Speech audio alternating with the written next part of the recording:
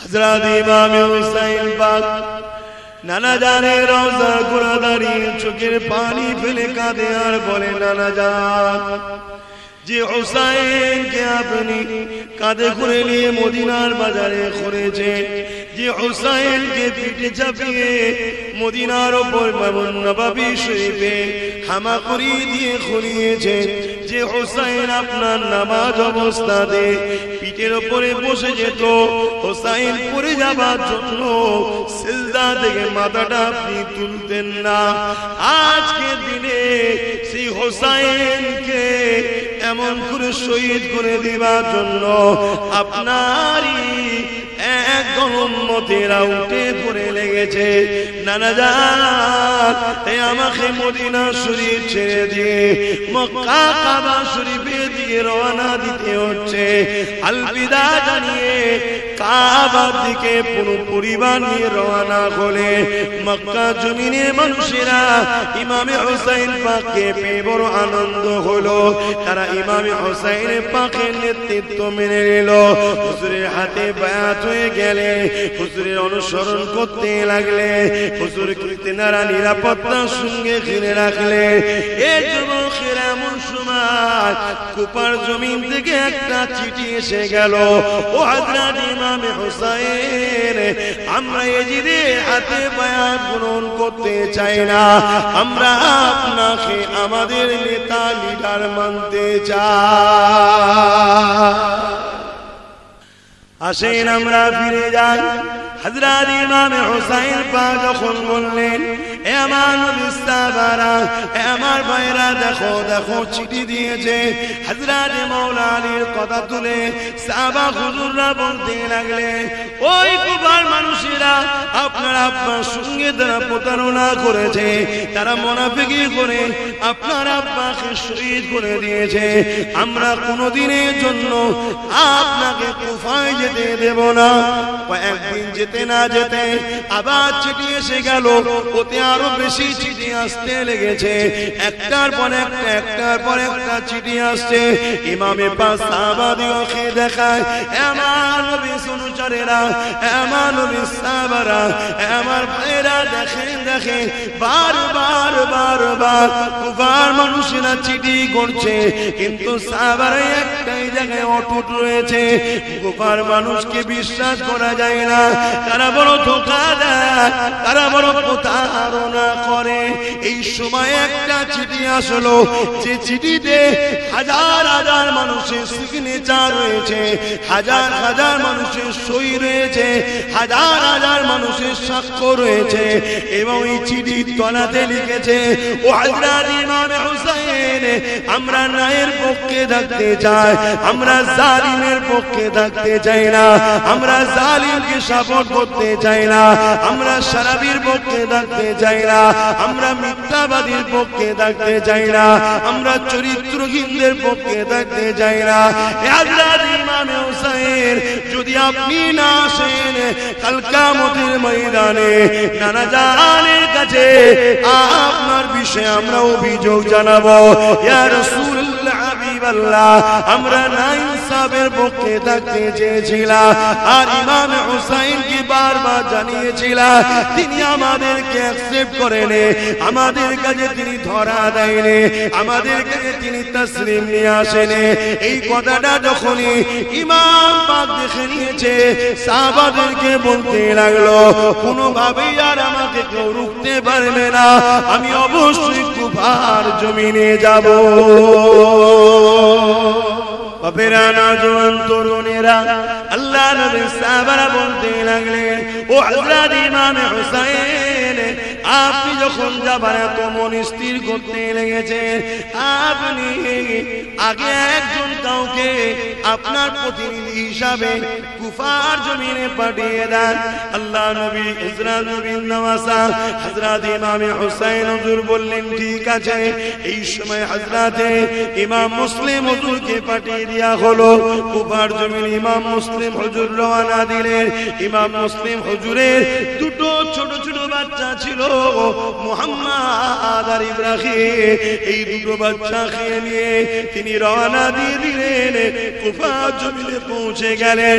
কুফা জমিনে যখন পৌঁছালেন, কুফার মানুষের অনেক দরদি দেখাতে লাগলো, অনেক ভালোবাসা দেখাতে লাগলো।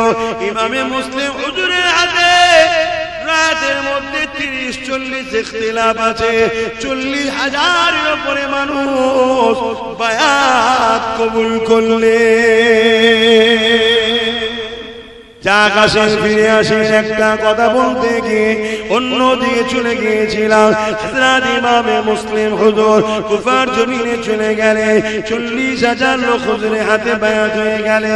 এই মেসেজটা ভালো দেখে ইমামে মুসলিম হুজুর একটা চিঠি লিখতে শুরু করলে, সালামবাদ বলতে লাগলে, ও হযরত ইমামে হুসাইন, কুফার মানুষেরা সত্যি আপনাকে চাইছে, আপনার পক্ষ থেকে আমার হাতে 40,000 লোক বায়াত নিয়ে নিয়েছে। এই চিঠিও রওনা দিয়ে দিল। এই চিঠি যখন ছেড়ে দিয়েছে, তখন চিঠি উটের পিঠে পিঠে করে আসতো, এখন আর প্লেনের মতো গাড়ির মতো করে স্পিডে আসে না। এই চিঠি রওনা দিয়ে দিয়েছে, আসতে সময় লাগবে। এদিকে কুফার গভর্নর যে ছিলেন, তাকে চেঞ্জ করে দিয়ে এজিদ এমন করে জিয়াদকে বসিয়ে দিয়েছে, যে ছিল বড় জালিম অত্যাচারী। এই জিয়াদকে বসিয়ে দিয়েছে, সে বড় জালিম অত্যাচারী ছিল। সে কি করতে লেগেছে, এমন করে দেখা যায় গোপনে গোপনে প্রত্যেকটা এলাকায় নজরবন্দি করতে লেগেছে। এমন করে ঘোষণা করে দিল, রাজ দরবারে থেকে রাজার বিরোধী যে করবে, তাকে কখনো কিন্তু মেনে নেওয়া হবে না। এই বলে সে ঘোষণা করে দিল। এমন করে যখনই ঘোষণা হয়ে গেছে, এই যুবকেরা তরুণেরা আন্দোলন শুরু হয়ে গেল।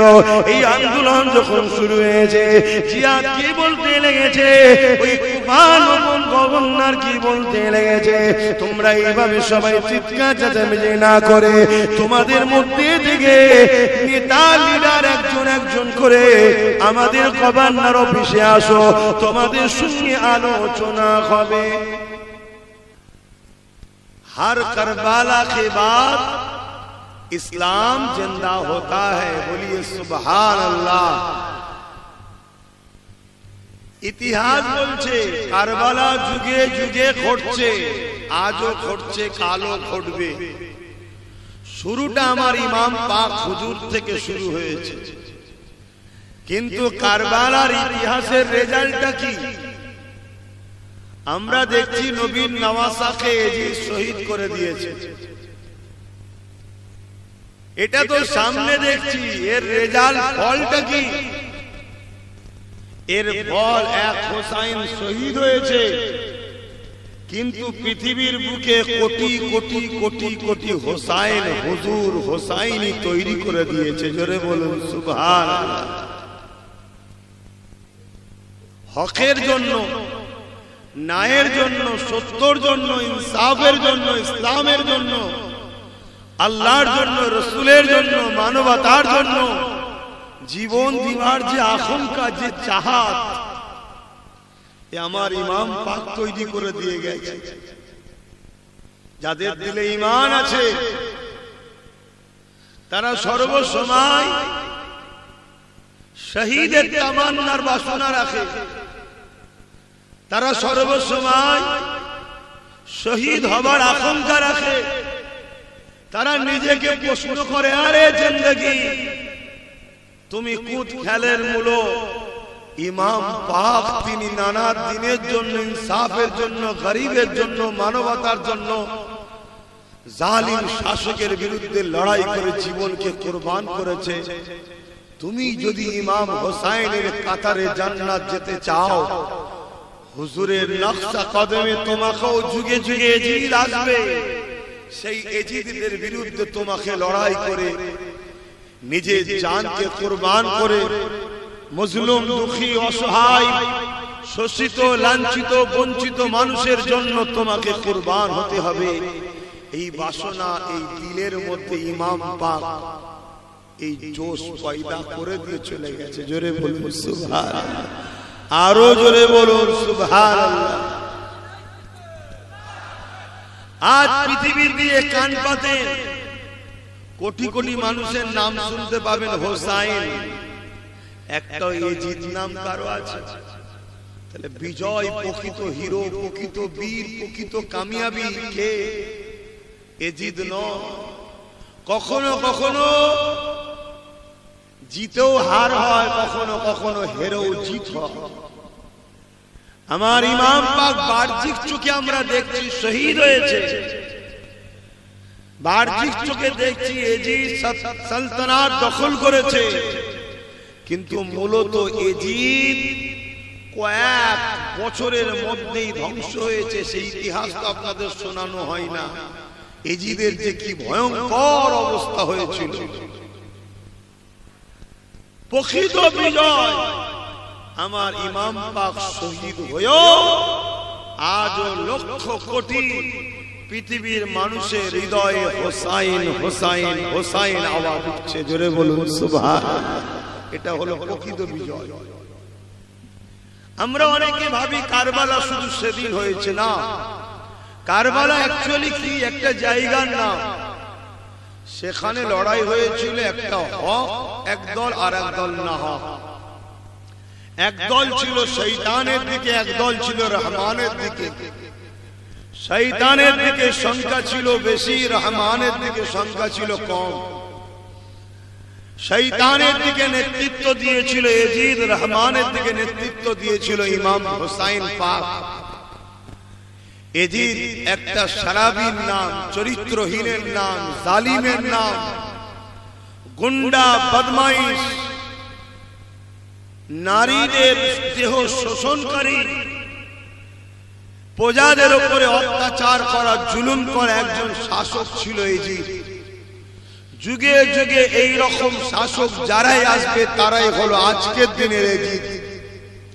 আর ইমাম হোসাইন পাকে ছিলেন, তিনি একজন ন্যায়পরায়ণ ছিলেন, ইনসাফ পরায়ণ ছিলেন, মানব প্রেমিক ছিলেন, মনুষ্যত্ব প্রেমিক ছিলেন, গরিব দুঃখী ছিলেন, এতিম দরদি ছিলেন, বিধবা সাহারাকারী ছিলেন, মজলুমদের বন্ধু ছিলেন। জালিমরা তার উপরে হামলা করেছিল। যুগে যুগে যারা গরিবদের পক্ষে, এতিমদের পক্ষে, বিধবার পক্ষে, মজলুমদের পক্ষে, ইনসাফের পক্ষে, মনুষ্যত্বের পক্ষে জানবেন তারাই হলো হোসাইনি। জোরে বলুন সুবহানাল্লাহ। আমরা কোন দিকে থাকবো সেটা আমাদের উপরে আল্লাহ ছেড়ে দিয়েছে। আমরা যদি হোসাইনি হতে চাই,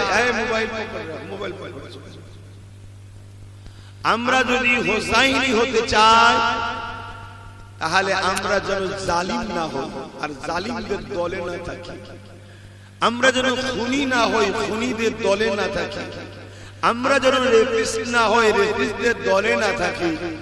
আমরা যেন অধিকার হরণ, লুট, মারপিট এদিক না করি এবং সেই দলে না থাকি। যদি আপনি এখনো করেন বা তাদের দলে থাকেন, আপনি যতই মুখ দিয়ে বলেন হোসাইনি, আল্লাহর খাতায় আপনার কিন্তু এজিদের সাথে নাম উঠছে। হাসরটা এজিদের সাথে, আর জাহান্নামের কুকুর হয়ে এজিদের সাথেই থাকতে হবে। আমার ওই ভাইকে শুনতে পাই না নাকি? মোবাইল চালিয়ে মানা করলাম। মনে রাখবেন, ভুল দুই ধরনের হয়। একটা নিজের জিন্দেগির ভুল, আর একটা হলো ধর্মের ক্ষতি বা সমাজের ক্ষতি, মানুষের ক্ষতি। নিজের যদি জিন্দেগির ভুল করে ফেলো, নিজে যদি পাপ করে ফেলো, সিনেমা, যাত্রা, গান, হালকা বয়সে ফুর্তি আমোদ, কখনো নামাজ কাজা হয়ে যাওয়া, কখনো রোজা কাজা হয়ে যাওয়া, এগুলো তওবা করলে, কাঁদাকাটি করলে মাফের রাস্তা আছে। কিন্তু ইসলামের ক্ষতি যদি করে ফেলো, মাফের রাস্তা নাই। এবারে চলে আসুন ইসলামটা কি। কুনতুম খায়রা উম্মাতিন উখরিজাত লিন-নাস তা'মুরুনা বিল মা'রুফ ওয়া তানহাউনা আনিল মুনকার। অন্যায়কে মিটানো, ন্যায়কে প্রতিষ্ঠিত করা, এটাই হলো ইসলাম। জোরে বলুন সুবহানাল্লাহ। অর্থাৎ ন্যায়ের পক্ষে, সত্যের পক্ষে, মানবতার পক্ষে, গরিবের পক্ষে, বাপমার পক্ষে, বিধবার পক্ষে, এতিমের পক্ষে, দেশের পক্ষে, রাষ্ট্রের পক্ষে, মানুষ্য জাতির পক্ষে, মজলুমের পক্ষে এই কাজগুলো করা স্রষ্টা আমাদেরকে দায়িত্ব দিয়েছে। এইগুলোর পক্ষে যারা থাকে তারাই হলো ইসলামের অনুসারী।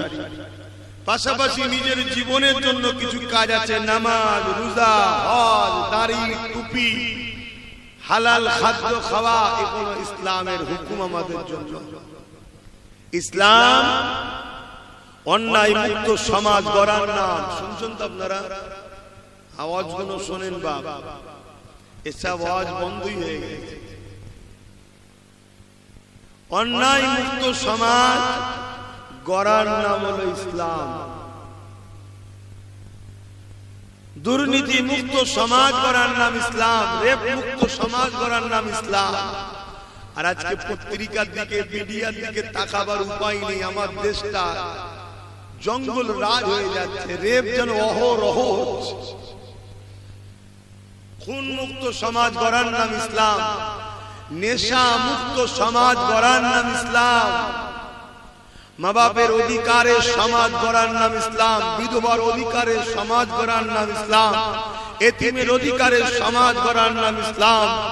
সর্বধর্মের মানুষ, সে যে কোনো ধর্মের হোক, সে স্বাধীনভাবে মাথা তুলে বাঁচবে এমন সমাজ গড়ার নাম ইসলাম। জোরে বলুন সুবহানাল্লাহ।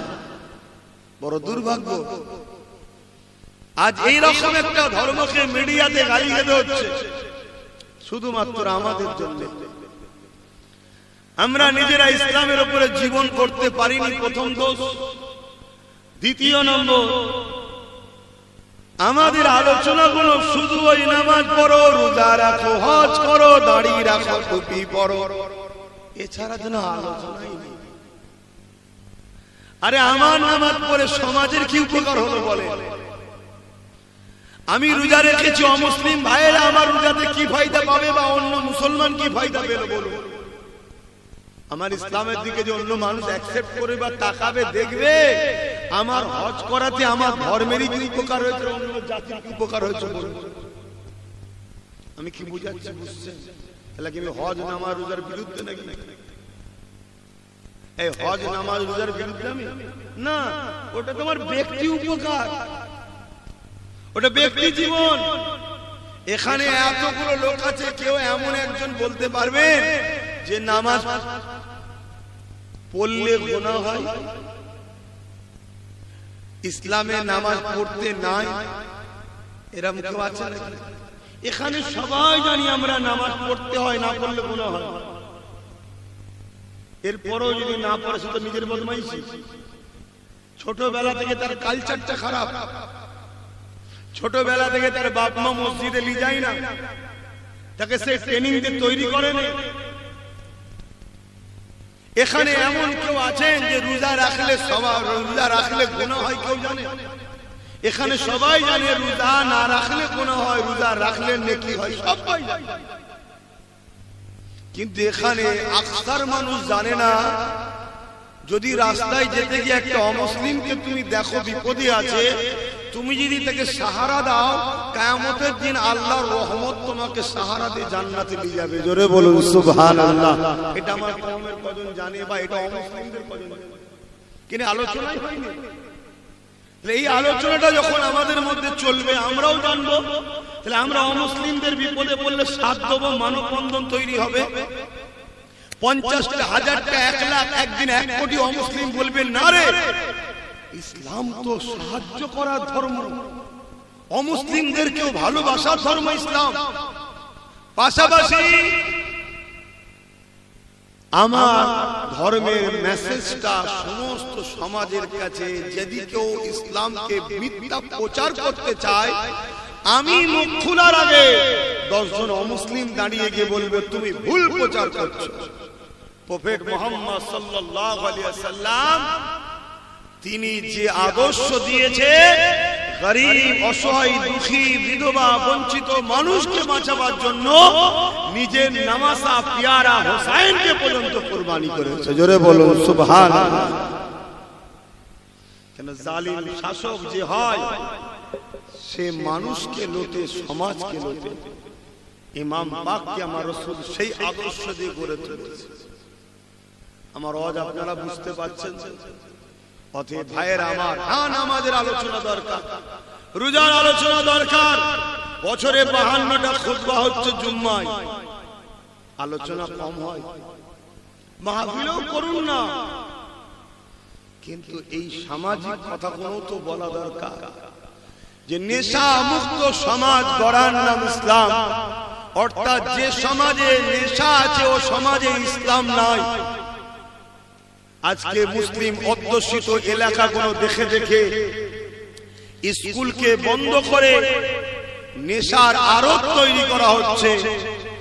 আর সেই মদের কারণে আমাদের আশপাশে তিলোত্তমা বোন থেকে শুরু করে কাশ্মীরের আসিফা থেকে শুরু করে এমন করে হাজরাত উন্নয়ের সেই বোন থেকে শুরু করে আর গত কয়েকদিন ধরে কসবাই যা হচ্ছে, সব জায়গায় এই রেপের পিছনে নেশা হলো একটা মারাত্মক বড় ব্যাধি।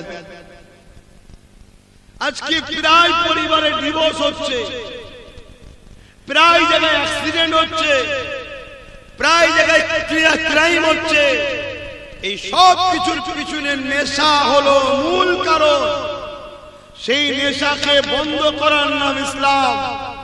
আর আজকে উম্মাহ, মুসলিম জাতি, আমরা সেই নেশা প্রজেক্ট যারা করছে, সব থেকে বড় নেশা ব্যাপারী, তার পিছনে আমার রাসূলের উম্মত ছুটছে, বলছে আমি নবীর শাফাআত পেয়ে জান্নাতে যাব। আমার মতো হুজুর যদি এই জাতিকে না সজাগ করে, আমার মতো মুফতি মাওলানা যদি এই জাতিকে সজাগ না করে, এই জাতি তো জাহান্নামে যাবে। এ সমাজ, এ আমাদের যুব সমাজ, আমরা পাশাপাশি দুনিয়াতেও আমাদেরকে অহরহ রেপ, খুন, দাঙ্গা দেখতে হবে। আজ কারো বেটি তামান্না নামে বোম মেরে মরেছে, কাল আমার তোমার ঘরের বেটিদের উপরে জুলুম হবে। তাহলে ইসলাম নেশা মুক্ত সমাজ গড়ার নাম ইসলাম।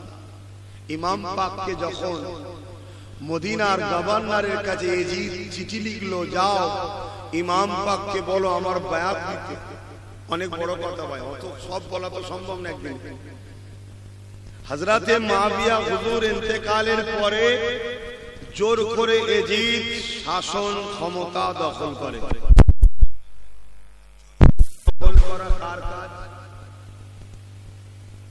কথা বলছেন না? এজিদ মানুষের মতামত, মানুষের রায়, মানুষের সিস্টেমের উপরে এজিদ কোনো পরোয়া করেনি। জোর করে এজিদ দখল করেছিল শাসন ক্ষমতা। দখল করে মানুষকে জোর করে তার সাপোর্টার বানাচ্ছে। যে তার সাপোর্টার হচ্ছে না, তার উপরে জুলুমের স্কিম রোলার চালাচ্ছে। আজও আমাদের সমাজে এরকম ঘটে না? এটা আওয়াজ দেবে। তাহলে আজকে এই যে যারা ঘটায়, এরা কি এজিদ নয়? আর এই এজিদকে সাপোর্ট করে হোসাইনি দাবি করা, এর থেকে বড় প্রতারণা আর কি হতে পারে?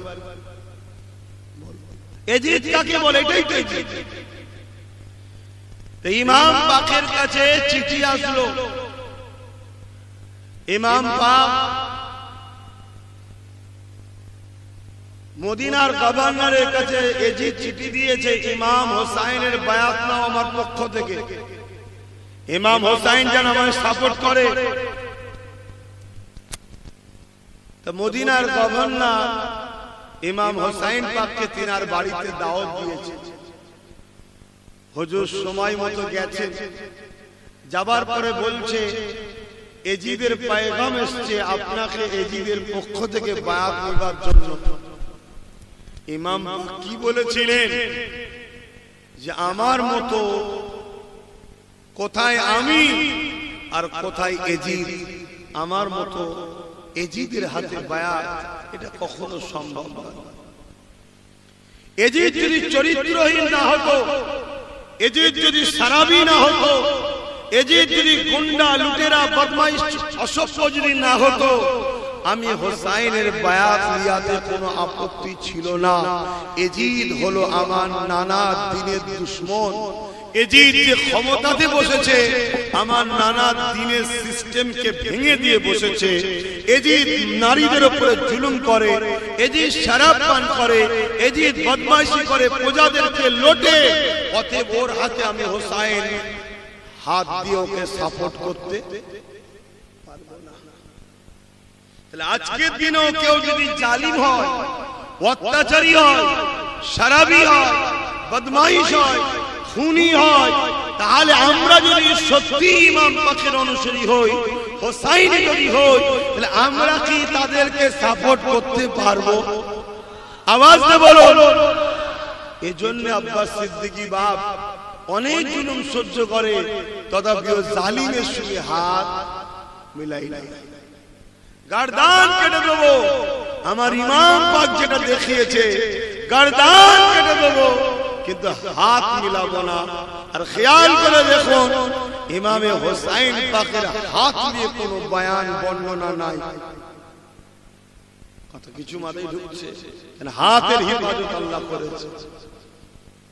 সাহাবা হুজুররা জিজ্ঞেস করলেন, ভাই হোসাইন, আমাদের উপর তো চাপ এসেছে, কি করব? ইমাম পাক বললেন, শোনেন, যদি সে বদমাইশ না হতো, একই কথা, লুটেরা অত্যাচারী না হতো, আমি তার হাতে বায়াত দিতাম। এই কথা যখন ইমাম পাকের মুখ থেকে শুনলেন, সাহাবা হুজুররা অক্সিজেন পেয়ে গেলেন। যত যাই হোক, আমরা এজিদের বায়াত, এজিদকে সাপোর্ট, এজিদের হুকুমতকে আমরা মেনে নেব না। আল্লাহ নবী দেখলেন মদিনা আমার জন্য নিরাপদ নয়। হযরতে হোসাইন হুজুর দেখলেন মদিনা আমার জন্য নিরাপদ নয়, আমাকে মক্কায় চলে যেতে হবে। আমরা যখন হজে যাই, মদিনা শরীফ থেকে যখন ফিরি, চোখের পানি ভাই অটোমেটিক ঝরে। যত বড়ই পাপী হোক, যদি একটু দিলে হুজুরের প্রেম থাকে, যখনই বিদায় সালামটা দেবে, তখনই চোখ দিয়ে পানি ঝরে যাবে, হুজুর চলে যাচ্ছে, জীবনে আর আসতে পারবো কি জানি না। তাহলে সেই ইমামে হুসাইন নানা দরবার ছেড়ে দিয়ে চলে যাচ্ছে, এটাকে গাওয়ারা করেছে, পছন্দ করেছে, কিন্তু অন্যায়ের সঙ্গে আপোষ করে না। আর আমাদের যুবক ছেলেরা সহজে সহজে আমরা অন্যায়ের সঙ্গে আপোষ করে নিচ্ছি। একবারও ভাবছি না আমার নবীর দিনটা কোথায় যাচ্ছে, একবারও ভাবছি।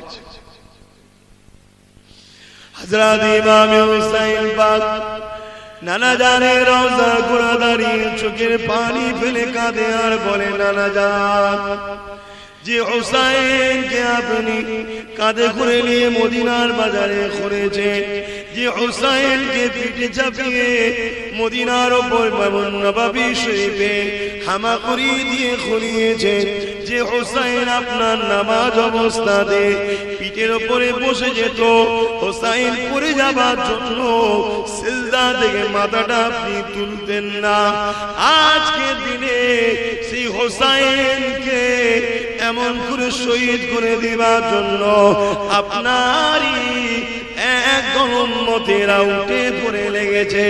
নানা জান, আমাকে মদিনা শরীফ ছেড়ে দিয়ে মক্কা কাবা শরীফের দিকে রওনা দিতে হচ্ছে। আলবিদা জানিয়ে কাবার দিকে পুরো পরিবার নিয়ে রওনা হলে মক্কা জমিনের মানুষেরা ইমামে হুসাইন পাককে পেয়ে বড় আনন্দ হলো। তারা ইমামে হুসাইন পাকের নেতৃত্ব মেনে নিল, হুজুরের হাতে বায়াত হয়ে গেলে, হুজুরের অনুসরণ করতে লাগলে, হুজুরকে তেনারা নিরাপত্তার সঙ্গে ঘিরে রাখলে। এই যুবকের এমন সময় কুপার জমিন থেকে একটা চিঠি এসে গেল, ও হযরত ইমামে হুসাইন, আমরা এজিদের হাতে বায়াত গ্রহণ করতে চাই না, আমরা আপনাকে আমাদের নেতা লিডার মানতে চাই। আপনি আসেন কুফাতে। হযরত ইমাম পাক বললেন, আমার নবীর সাহাবারা, দেখো আমাদের, দেখো চিঠি দিয়েছে। আমি কিন্তু ভাই একদম কিছু কিছু জায়গা যেটা আমার যুব সমাজের এখন দরকার সেইটুকু জায়গা আলোচনা করছি। ইতিহাস কেন ঘটে ভাই? আমাদের শিক্ষার জন্য, আমাদের সজাগের জন্য। না হয় আমার আল্লাহ পাক কোরআনের মধ্যে 4 ভাগকে যদি কোরআনের 4 হিস্সায় ভাগ করা হয়, 1 হিস্সা শুধু হুকুম আহকাম আছে, বাকি 3 হিস্সা শুধু নবী আলাইহিস সালামদের জীবনী আল্লাহ নবীকে শুনিয়েছে আমাদের ফায়দার জন্য। তাহলে ইতিহাস শোনা দরকার, ইতিহাস থেকে শিক্ষা নেওয়া দরকার। ওই জিনিসগুলো আমার যুবকদের কাছে দিতে চাই, চেষ্টা করছি আল্লাহ যদি চায়। হযরত ইমাম পাক যখন বললেন আমি কুফায় যাব, মক্কা সাহাবা হুজুররা বললেন না ভাই হোসেন আপনাকে কুফায় যেতে দেব না, কেননা কুফার মানুষেরা আপনার আব্বাজান হযরতে মাওলা আলীর সঙ্গে প্রতারণা করেছে, মুনাফিকি করেছে। এ আমার নওজোয়ান তরুণেরা, যুবকেরা, ইসলামের সব থেকে ভয়ানক দুশমন হলো মুনাফিক। এ নওজোয়ানেরা, হযরত আলী রাদিয়াল্লাহু তাআলা হুজুরকে শহীদ করেছিল কারা? হযরত আলী রাদিয়াল্লাহু তাআলা যখন কুফার জামে মসজিদে ইমামতিতে নামাজ পড়াতে লেগেছে, হুজুরের কাতারে দাঁড়িয়ে নামাজ হালেতে হুজুরের কাতারে দাঁড়িয়ে গেছে, সেও নামাজ পড়তে এসেছিল। আমার ইমামে হুসাইন হুজুরের আব্বা জান হযরত শেরে খোদা মাওলা আলী হুজুরকে ওই নামাজ অবস্থাতে নামাজি মুসলমান দাবিদার তারাই শহীদ করে দিয়েছিল। এদেরকে বলা হয় মুনাফিক। হযরত ওসমান গনি হুজুরকে শহীদ করে দিয়েছিল কারা? এ যুবকেরা, তরুণীরা, বাপেরা, 40 দিন ওসমান গনি হুজুরের বাড়িতে তারা নামাজ একসাথে জামাতে পড়েছে, একসাথে তারা উঠা বসা করেছে, তাদের মুখে দাড়ি টুপি সবই ছিল, কিন্তু ওসমান গনি হুজুরকে তারা শহীদ করার জন্য খড়কে ঘিরে ফেলল। হযরত ওসমান গনি বলেছিল তোমরা যে মুখে আল্লাহ নবীর কলেমা পড়ো, নামাজ পড়ো, আবার তোমরা সেই নবীর জামাতা হযরত ওসমানকে তোমরা শহীদ করতে চাইছো। তারা এত কিছু বুঝার পরও কোনো কথা শুনলো না। দুনিয়ার লোভ লালসা, অর্থের জন্য, পদের জন্য হযরত ওসমান গনিকে তারা শহীদ করে দিয়েছিল। এরাও ইহুদি, খ্রিস্টান, হিন্দু, অন্য ধর্মের লোক ছিল না, তারাও ছিল মুসলমান দাবিদার। আমাদের সবচেয়ে বড় ক্ষতিকারক কারা? মুসলিম দাবিদার, মুনাফিক, যারা সর্বসময় এজিদদের দিকে থাকে, অর্থাৎ জালিম অত্যাচারীদের দিকে থাকে। তাদের অর্থ নিয়ে, তাদের সম্মান নিয়ে, তাদের পদ নিয়ে নিজের জাতের ক্ষতি করতে এক পা পিছোই না। এরা মসজিদ, মাদ্রাসা, দ্বীন, ইসলামের ক্ষতি করতে এক পা, ইতিহাস বলছে, কখনো পিছাই না। উপরন্তু অমুসলিমদের থেকেও এক কাঠি আগিয়ে আগিয়ে এরা গিয়ে ধর্ম ইসলামের ক্ষতি করেছে। এজন্যই তো আল্লাহ নবী বললেন আমার বড় ভয় হয় আখিরি জামানায় আমার উম্মতদের প্রকাশ্য দুশমনেরা ক্ষতি করতে পারবে না। আমার বড় ভয় হয় একদল মুনাফিক মুসলমানেরা আমার উম্মতদের ক্ষতি না করে দেয়। এ নওজওয়ানেরা, আল্লাহ নবী আশঙ্কা করেছেন মুনাফিক মুসলমানদেরকে আল্লাহ নবী আশঙ্কা করেছে উম্মতের ক্ষতি না করে দেয়।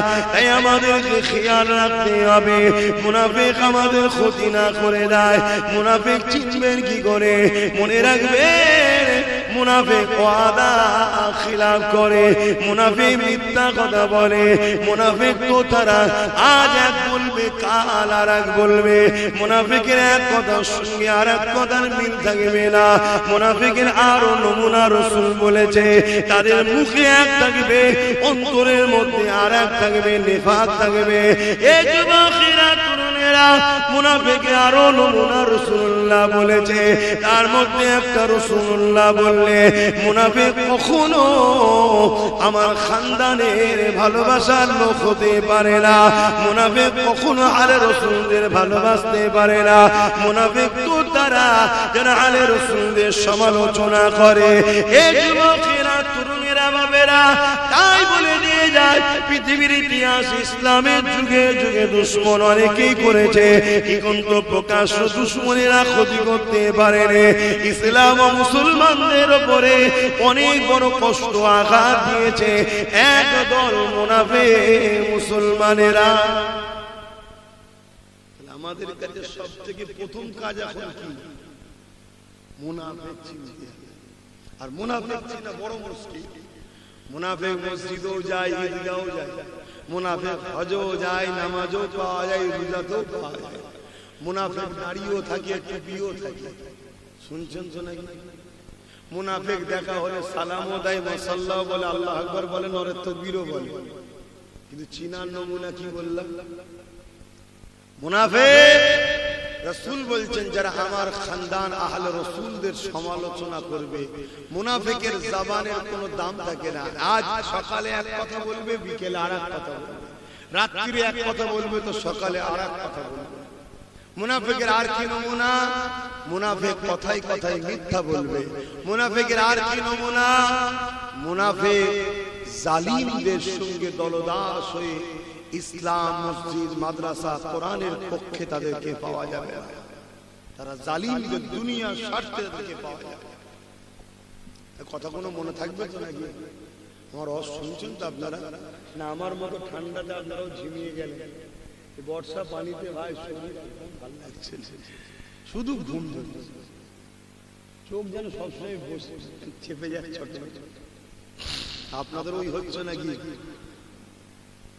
মন দিয়ে শুনে যদি মন দিয়ে শুনে চুপ করে শোনেন তো আলহামদুলিল্লাহ যেন মন দিয়ে শুনছি খুব ভালো করে বলছি মুনাফিক আপনার শুধু জান নেবে না মুনাফিক আপনার ঈমানও নেবে আর প্রকাশ্য দুশমন আপনার জান নিতে পারবে ঈমান কিন্তু নিতে পারবে না আর মুনাফিক আপনার দুটোই নেবে জানও নেবে ঈমান আমরা টিকে আছি বাপ ঈমানের জোরে আমাদের অন্য কোনো জোর নাই আমাদের আর মুনাফিকের কাজ হলো আমাদের ওই পাওয়ারটাকে কেড়ে নেওয়া আমাদের ওই পাওয়ারটাকে কেড়ে নেওয়া যে বন্দুক দিয়ে গুলি করব মুনাফিক টুক করে বন্ধু সেজে ঢুকে ভেতর থেকে গুলিটা শুধু বার করে নেয় আমি ভাবছি বন্দুকে গুলি আছে যখন মারার সময় হবে তখন শুধু আওয়াজই হচ্ছে একটা ফায়ার হচ্ছে মুনাফিকের কাজ হলো এইটা ভেতর থেকে অরিজিনালটাকে বার করে দেওয়া আমাদের ঈমানকে নষ্ট করে দিচ্ছে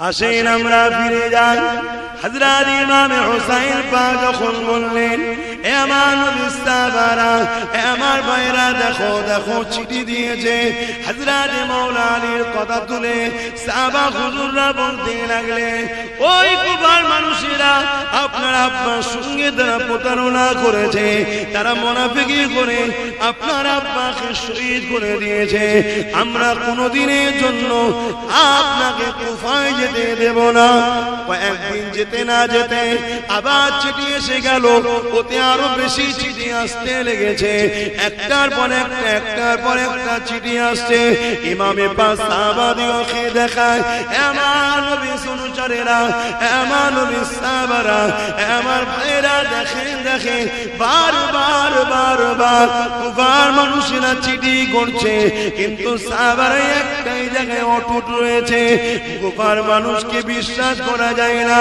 তারা বড় ধোঁকা দেয় তারা বড় প্রতারণা করে এই সময় একটা চিঠি আসলো যে চিঠিতে হাজার হাজার মানুষের সিগনেচার রয়েছে হাজার হাজার মানুষের সই রয়েছে হাজার হাজার মানুষের সাক্ষ্য রয়েছে এবং এই চিঠির তলাতে লিখেছে ও হযরত ইমাম হুসাইন আমরা ন্যায়ের পক্ষে থাকতে চাই আমরা জালিমের পক্ষে থাকতে চাই না আমরা জালিমকে সাপোর্ট করতে চাই না আমরা শারাবির পক্ষে থাকতে চাই না আমরা মিথ্যাবাদীর পক্ষে থাকতে চাই না আমরা চরিত্রহীনদের পক্ষে থাকতে চাই না হযরত ইমামে হুসাইন যদি আপনি না আসেন কাল কিয়ামতের ময়দানে নানা জানের কাছে আপনার বিষয়ে আমরা অভিযোগ জানাবো।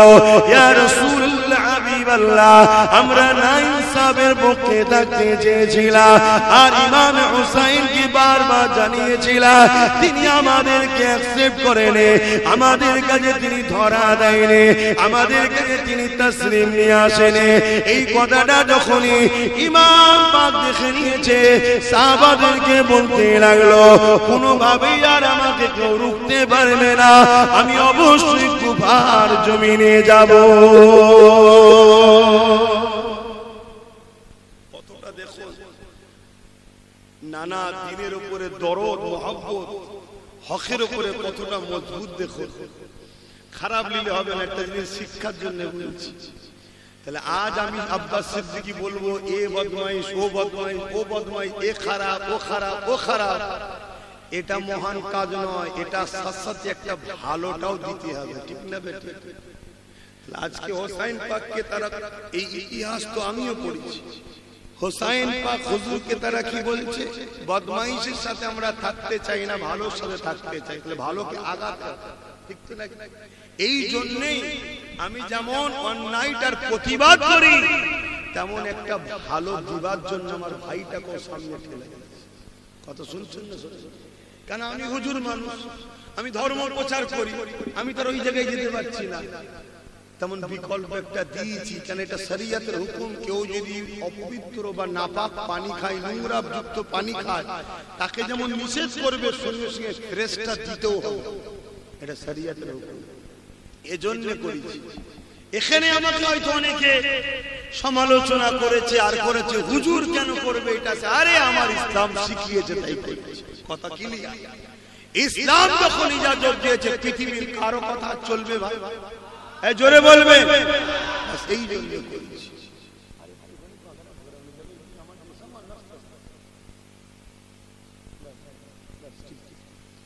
কথা বুঝলেন? একটা কথা যখন আসলে একটু বলে দিলাম। হযরত ইমামে হুসাইন পাক যখন যাবার জন্য ইরাদা করেছে, ইতিহাসটা শুনুন, একটু বলি তো নাকি?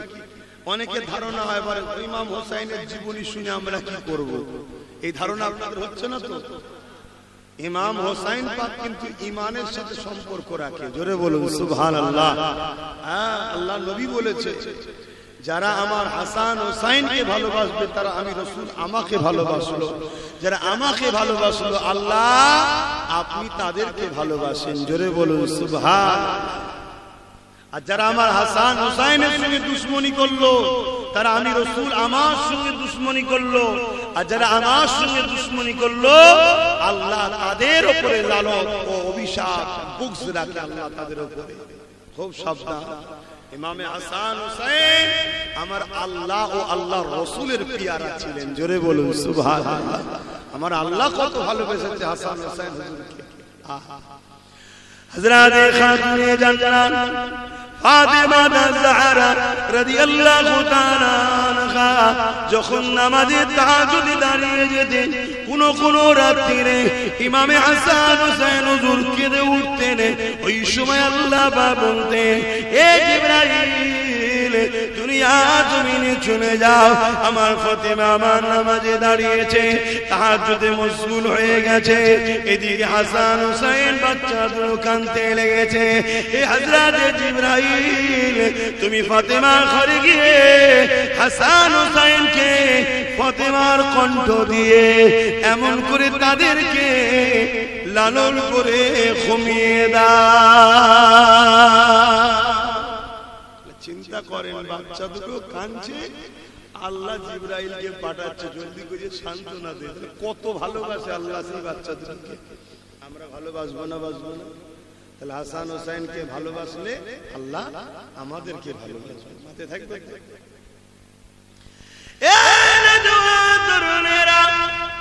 ওপর দিকে আল্লাহ নবী একদিন খাতুনে জান্নাতের ঘরের দিকে যেতে লেগেছে, বেটির ঘরে যাচ্ছে।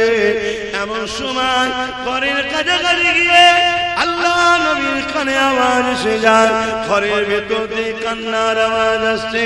আল্লাহ নবী খাতুনে জান্নাতকে সালাম দিয়ে বলতে লাগলো, এ বেটি ফাতেমা রে, কার কান্নার আওয়াজটা আসছে?